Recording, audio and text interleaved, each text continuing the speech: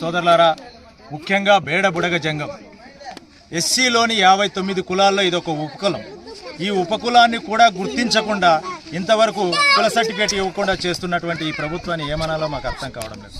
సోదరులారా, ముఖ్యంగా అక్షరము అభివృద్ధి, అక్షరంతోనే అభివృద్ధి, అభివృద్ధితోనే ఆత్మగౌరవం అనే నినాదంతో ముందుకు పోతున్నటువంటి మేము ఈరోజు మా పిల్లల్ని అక్షరానికి కూడా దూరం చేసుకోవాల్సిన పరిస్థితుల్లో ఉన్నాం. ఎందుకంటే అక్షరం విద్య వైపు వెళితే వీళ్ళకి ఆ రోజు ఎస్సీ కులం సర్టిఫికేటో లేదంటే ఏదో ఒక సర్టిఫికేట్ ఇవ్వాల్సి వస్తుందనే భయంతో ప్రభుత్వాలు ఉంటే మేము ఏ కులాన్ని వీళ్ళు ఎంచుకోవాలో వీళ్ళకి దిక్కుతోచని పరిస్థితిలో వీళ్ళు ఉన్నారనే నినాదాన్ని మేము ముందుకు తీసుకెళ్తున్నాం. అంతేకాకుండా సోదరులారా, ఆత్మగౌరవంతో మేము బ్రతుకుతున్నాము. ఆత్మగౌరవం కోసమే మేము బ్రతకాలి అంటే మాకు అక్షరం కావాలి, విద్య కావాలి. విద్యతోనే మా అభివృద్ధి అవుతుంది అనుకుంటే మేము ఆ విద్యను అభ్యసించడానికి కూడా ఈరోజు పాలకులు మా పక్షాన్ని నిలవడం లేదు.